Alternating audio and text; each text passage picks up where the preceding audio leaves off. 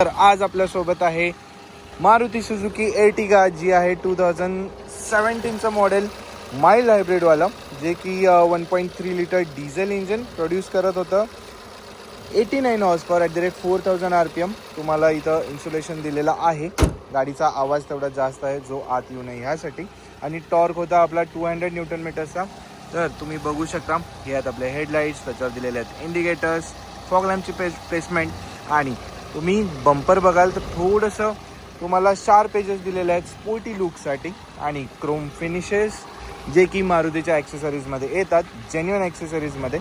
त्यानंतर टायरचा साईज आपण बघणार आहोत, तो आहे 185/65 15 इंचेसचा हा टायर. हे आपलं VDI मॉडेल असल्यामुळं आपल्याला ह्यामध्ये मॅगविल्स मिळणार नाही आहेत. आणि ही प्रीमियम 7 सीटर तर नाही आहेत, कॉम्पॅक्ट 7 सीटरमध्ये ही गाडी येते. तर गाडीची जी लेंथ आहे आपल्याला ह्या ठिकाणी ती मिळते 4296 अराउंड मिलीमीटर्स, म्हणजे 4 मीटर्सपेक्षा जास्त आहे. आणि ग्राउंड क्लिअरन्स जो ह्या गाडीचा आपल्याला मिळतो तो आहे 185 mm ग्राउंड क्लिअरन्स, जो की इनफ आहे. ज्यावेळी 7 सीट्स भरलेले असणार आहेत त्यावेळी तुम्हाला ग्राउंड क्लिअरन्स चांगला मिळणार आहे. आणि मागच्या बाजूला हा तुमचा व्ह्यू मिळतो. गाडी खूप अशी गोंडस दिसते माझ्या मते, तर मला तर छान वाटतं याचं डिझाईन आत्ताच्या ह्या एजवाल्या डिझाईनपेक्षा. हॅलोजनवाला टेल लॅम्प आहे, तुमचा ब्रेक लाईट, इंडिकेटर्स, हा रिव्हर्स लाईट. आणि त्यानंतर परत एकदा एर्टिगा क्रोममध्ये लिहिलेलं आहे. इथं हायब्रिडचं बॅचिंग, स्मार्ट हायब्रिड VDI आहे ही गाडी. आणि आफ्टर मार्केट बसवलेला reverse camera, reverse parking sensors, after market तुम्हाला बंपरसुद्धा त्यांनी इन्स्टॉल केलेला आहे या ठिकाणी. आणि आपण बघणार आहोत आता बूट स्पेस, जो की तुम्हाला मिळतो 135 लिटर्सचा बूट स्पेस, ज्यावेळी सीट्स तुमचे फोल्ड केलेले नाही आहेत. आणि स्पेअर टायर जो तुमचा आहे, इथं टूल्स आहेत, ह्या टूल्समधून इथून स्पेअर टायर तुमचा खालून बाहेर पडतो. आता सीट्स डाऊन करणं खूप इझी आहे. तुम्ही हे ओढलं आहे आणि हे सरकवत आहे तर हे सीट्स खाली फोल्ड होतात आणि तुम्हाला मिळतो मग मॅसिव्ह 735 लिटर्सचा बूट स्पेस. आणि तुम्हाला होल्ड करायला एक ग्रॅब हँडल दिलेलं आहे बंद करण्यासाठी डिक्की. हे एक चांगलं फीचर मला या गाडीचं वाटतं. आणि साईडून तुम्ही बघाल गाडी खूप छान दिसते माझ्यामध्ये. आणि डिझाईन पण खूप क्यूट आहे, थोडं स्लोपिंग आहे खाली. त्यानंतर याला वर काही तुम्हाला ग्रॅब रेल्स मिळत नाहीत. त्यानंतर मागच्या सीटसाठी ही तुमची एंट्री आहे. इथं तुम्हाला मिळतात पॉवर विंडोजचे कंट्रोल्स, बॉटल होल्डर, इथं तुम्हाला डोर पॉकेट आणि डोर ओपनिंगचा हा तुमचा नॉब. त्यानंतर मागच्या सीटमध्ये आता जायचं कसं आहे हे तुम्हाला वर उचललं आहे, इथं फोल्ड होत आहे, पुढं ढकला तुम्हाला मागं जाता येईल. तर मी इथूनच तुम्हाला दाखवतो. मी मागं बसणं थोडंसं डिफिकल्ट आहे, लेगरूम इथं खूप कमी आहे माझ्यासाठी. आज जाणंसुद्धा खूप डिफिकल्ट आहे. इथं सुद्धा तुम्हाला एक बॉटल होल्डर मिळतोय, थोडेसे कप्पे मिळतात काहीतरी ठेवण्यासाठी, आणि हे पण एक चांगला आहे. मागच्या सीटसाठी प्रॉपर तुम्हाला सीट बेल्ट सुद्धा दिलेले आहेत. त्यानंतर हे आपण बंद करूया, परत सेम प्रोसेस, प्रेस करा, इथं खाली देऊन तुम्हाला मागे. आता मला मागच्या रोचा हा एक बेनिफिट चांगला वाटतोय, तुम्ही सीट पुढे मागं घेऊ शकता. आता मी बसतो आधी. आता बघाल ही जी सीटची प्लेसमेंट आहे पुढची माझ्या हाईटप्रमाणे, लेगरूम खूप चांगला मिळतो या गाडीमध्ये. आणि लेगरूम कमी जास्त सुद्धा होतं. तर हे पूर्ण मागं ठेवले मी आणि ही पूर्ण पुढं. तर असं तुम्हाला मागची म्हणजे मिडल रो सुद्धा तुम्हाला ॲडजस्टेबल, म्हणजे तुम्ही सीट पुढं मागं घेऊ शकता. हा एक ह्या गाडीचा प्लस पॉईंट आहे. इथं तुम्हाला होल्ड करायला एक ग्रॅब हँडल दिलेला आहे. AC वेंट्स मागच्यांसाठी वर दिलेले आहेत, त्याचे कंट्रोल्स इथून आहेत. 2 मिडल रोसाठी आणि 2 मागच्या रोसाठी दिलेले आहेत. आणि प्रॉपर तुमचे हेडरेस्ट दिलेले आहेत जे की ॲडजस्टेबल आहेत. सीट बेल्ट्स दिलेले आहेत प्रॉपर. आणि विंडोचा आकारसुद्धा मोठा आहे, व्ह्यू चांगला मिळतो आहे. आणि तुम्हाला मी इथूनच दाखवतो, समोरचे जे सीट बेल्ट्स आहेत त्यांची हाईट तुम्ही कमी जास्ती करू शकता, वर खाली घेऊ शकता. हा एक मला मारुती सुझुकीचा खूप जुना फीचर आहे आणि मला तो खूप आवडतो. आणि तुम्ही बघाल मागं तुम्हाला एक चार्जिंग पोर्ट दिलेला आहे. त्यानंतर तुम्ही बघाल हा आहे आपला डॅशबोर्डचा व्ह्यू. डॅशबोर्ड अतिशय सिम्पल, क्यूट अँड एलिगंट आहे. चला तर मग पुढे जाऊन बघूया डॅशबोर्ड व्ह्यू कसं आहे. आत बसणं उतरणं खूप इझी आहे, मला हे खूप छान वाटतं या गाडीचं. मागच्या रोमध्ये बसणं उतरणं अतिशय इझी जातं, सोपं जातं. त्यानंतर हा आहे तुमचा फ्रंट ड्रायव्हर सीटचा व्ह्यू. इथं तुम्ही याल तर इथं तुमचे चारी पॉवर विंडोचे कंट्रोल्स, लॉक अँड लॉकचं स्विच, हे आहेत तुमचे आउटसाईड रिअर व्ह्यू मिरर्सचे controls. Outside rear view mirror हा इथूनच होल्डसुद्धा होतो. त्यानंतर इथं आहेत तुमचे डोअर पॉकेट, एक 1 लिटर बॉटल आरामात फिट होते. इथं तुम्ही याल तर आहे तुमचा फॉग लॅम्पचा स्विच, हे तुमचे हेडलाईट लेव्हलर्स, हा आहे तुमचा ऑटोमॅटिक स्टार्ट स्टॉपचं बटन. ज्यावेळी तुम्ही सिग्नलला उभं राहता त्यावेळी हा यूजमध्ये येतो. आणि हे आफ्टर मार्केट बसवलेलं पार्किंग सेन्सरवाला स्विच इथं मला दिसतोय. त्यानंतर इथे याल तुमचं बॉनेट उघडायचं स्विच, हे आहे तुमचे 3 पॅडल्स, आफ्टर मार्केट फिट केलेले लाईट्स जे खाली लोंबकळत होते. 70 मॅट टाकलेलं आहे त्यांनी. त्यानंतर हे तुमचे सीटचे कंट्रोल्स, हाईट ॲडजस्ट ह्या ठिकाणी तुम्हाला मिळत नाही. चला तर आत बसूया. परत एकदा मित्रांनो, आत बसणं अतिशय सोपं आहे या गाडीत. हाईट मस्त आहे गाडीची. आत बसणं उतरण्याला अजिबात तुम्हाला एफर्ट्स घ्यावे लागत नाही. त्यानंतर आपण येऊया स्ट्रेट ह्याच्या स्टेअरिंगकडं. स्टेअरिंग तुम्ही बघाल, स्टेअरिंग हाईट ॲडजस्टमेंट फक्त मिळतं, पुढे मागं होत नाही. ते एक ॲडजस्टमेंट यात तुम्हाला मिळत नाही. त्यानंतर इथं मध्ये जेव्हा आपण येतोय, हा आहे तुमचा स्पीडोमीटर. क्लस्टर ह्या एकदम बेसिक, एकदम छान, एकदम क्यूट, मस्त आहे, सोपं आहे समजण्यासाठी. हे आहे तुमचं RPM मीटर, हे आहे तुमचं टेम्परेचर गेज, इथं तुम्हाला स्पीड मिळणार आहे, इथं आहे तुमचं फ्यूल गेज. आणि ह्या डिस्प्लेमध्ये सफिशियंट, मी असं नाही म्हणत खूप सारी माहिती मिळते, मी असं पण म्हणणार नाही अजिबातच माहिती मिळत नाही. जेवढी हवी आहे बेसिक माहिती यामध्ये मिळून जाते. आता जसं की रेंज, किती किलोमीटर जाणार आहे गाडी. त्यानंतर बटन दाबा, इथं तुम्हाला करंट ॲव्हरेज मिळतं. परत एकदा बटन दाबा, आत्ता ॲव्हरेज किती पडलं.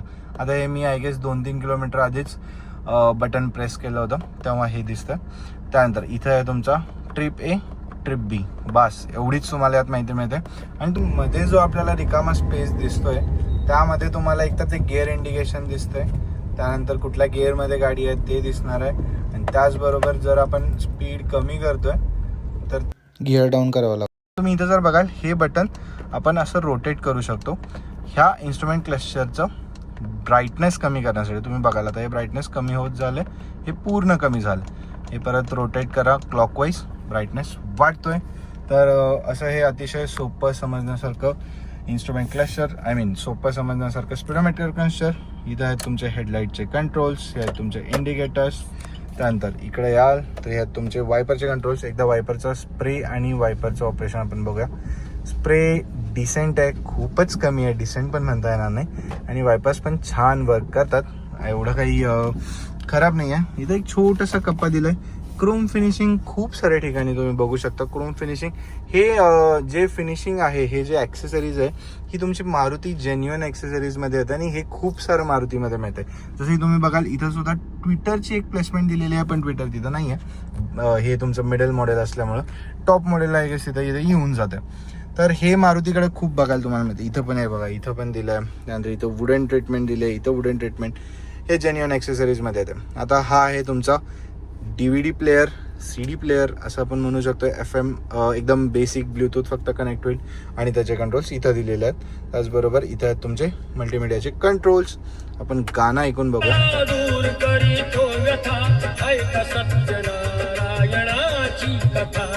छान असे तुम्हाला 4 स्पीकर्स मिळतात. 4 स्पीकर्समध्ये येणारा हा असा अतिशय छान आवाज, एकदम बेसिक डिसेंट आवाज. आणि इथं अजून एक फीचर आहे, तुम्ही हे बाहेर घेऊ शकता. तुमचा जो काही कप ठेवता इथं, ते इथल्या एसीच्या हवेनं गार होऊन जाणार आहे. इथं परत एक तुम्ही फोन वगैरे ठेवू शकता. छोटंसं असं ग्लो बॉक्स, ज्यात तुम्हाला AC कूल्ड ॲज काही मिळत नाही. त्यानंतर मध्ये आपण ज्यावेळी येतोय, इथं आहेत तुमचे AC कंट्रोल्स, ACचं स्विच, फॅनचं स्पीड, टेम्परेचर, आणि हे आहेत तुमचे मोड्स. इथं येणार तुम्हाला पेन ड्राईव्ह, ऑक्स, आणि हा आहे तुमचा चार्जर सॉकेट. इथं छोटंसं स्टोरेज आहे, इथं तुम्ही काही ठेवू शकता. परत अजून एक कप होल्डर मिळणार आहे. आणि मग इथं येतो तुमचा 5 स्पीड मॅन्युअल गिअर बॉक्स. त्यानंतर इकडे येतो हँड ब्रेक. इथं तुम्हाला हँड ब्रेक्स ॲज सच काही मिळत नाही. तर आपण ह्याचा रिव्हर्स कॅमेरा एकदा बघूया. तुम्ही म्हणाल अरे इथं रिव्हर्स कॅमेरा नाही आहे, रिव्हर्स कॅमेरा आहे कुठं? तर रिव्हर्स कॅमेरा आहे इथे. हे आफ्टर मार्केट बसवलेला रिव्हर्स कॅमेरा आहे. दिसायला हवा. विजिबिलिटी तशी खूप कमी आहे. जर मागून सूर्य वगैरे असेल तर अजिबात दिसत नाही याचा रिव्हर्स कॅमेरा. हे का बसवलं आहे म्हणून आय डोंट नो. आणि हा परत रिव्हर्स कॅमेरासाठी जो स्क्रीन आहे हाच सच मिरर म्हणून यूज होतोय. मॅन्युअल डिमिंग आहे, पण ते काही ह्याच्यामुळं वर्क होणार नाही. इथं तुमच्या लाईटचे प्लेसमेंट्स, इकडे तर तुम्हाला एक मिरर, तसंच ह्या बाजूला मिरर येत नाही. हे असं छान सिम्पल क्यूट डिझाईन ह्या गाडीचं.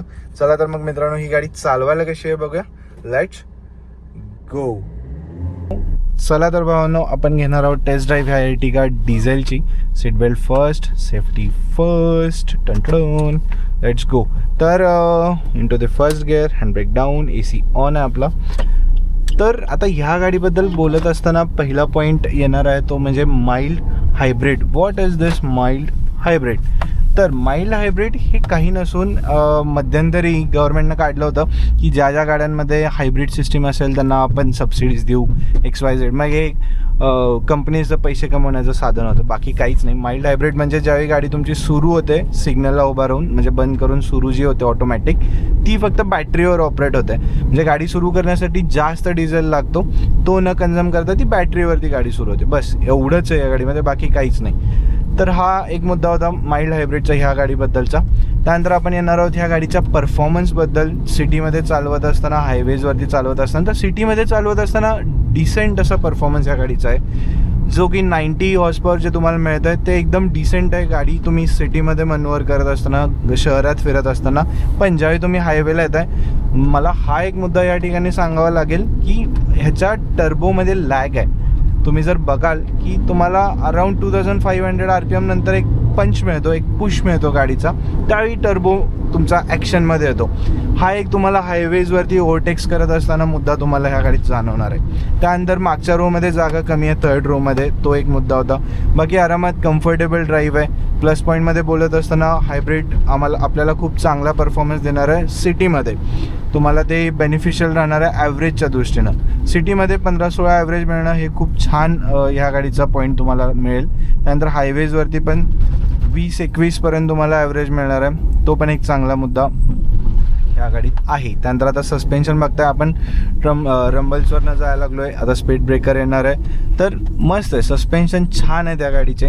ग्राउंड क्लिअरन्स पण चांगला आहे तुम्हाला, तर हा पण पॉईंट चांगला आहे. आता इथं तुम्हाला दिसतंय की छोटासा टर्न आहे, तर बॉडी रोल पण मी बघितला ह्या गाडीच्या टर्नवरती वगैरे, तर तो पण कंट्रोलेबल आहे. तो 7 सीटर आहे, गाडीची लेंथ आहे, तरी पण तो मुद्दा ह्या गाडीत येत नाही. पण जी की लेंथ आहे निगेटिव्ह पॉईंट्समध्ये येत असताना हा आपला टर्बो लॅग एक झाला. गाडीची लेंथ जी आहे ती 4 मीटरपेक्षा जास्त आहे. सिटीमध्ये तुम्हाला पार्किंगला वगैरे अडचण येणार आहे.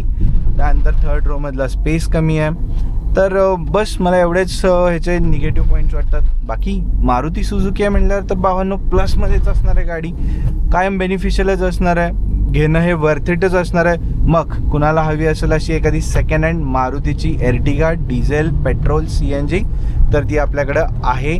मारुतीची कोणतीही व्हेकल हवी असेल तर ती आपल्याकडे अवेलेबल आहे. सर्व प्रकारच्या गाड्या आपल्याकडे अवेलेबल आहेत. मग कॉन्टॅक्ट कुठे करायचं आहे? इथं दिलेला आहे माझा नंबर, तो व्हॉट्सअपचा आहे. तुम्ही मला व्हॉट्सअपवर टेक्स्ट करा, कॉल करा, तुम्हाला आपण एक चांगली गाडी मिळवून देऊ. बाकी तुमच्याकडे जी एर्टिगा आहे त्याचा परफॉर्मन्स कसा आहे, तुम्हाला डिझेल चांगली वाटते की पेट्रोल चांगली वाटते की CNG चांगली वाटते, ह्याच्याबद्दल तुम्ही मला कमेंट्समध्ये सांगा. ह्या गाडीबद्दल तुम्हाला काय वाटलं तेही मला कमेंट्समध्ये सांगा. आणि हा व्हिडिओ तुम्हाला आवडला असेल तर मित्रांनो लाईक करा. आपल्या चॅनलला सबस्क्राईब अजून केलं नसेल तर सबस्क्राईब करा भावांनो. त्याशिवाय अजून अशा भारी गाड्या, मस्त गाड्या आपल्या कशा येणार हे मला तुम्हाला विचारायचं आहे. सबस्क्राईब करा, लाईक करा, तुमच्या मित्रांपर्यंत हा व्हिडिओ पोचवा, शेअर करा. आणि आपण परत भेटणार आहोतच अशा अजून नादखुळ्या गाड्यांसोबत. तोपर्यंत राम राम.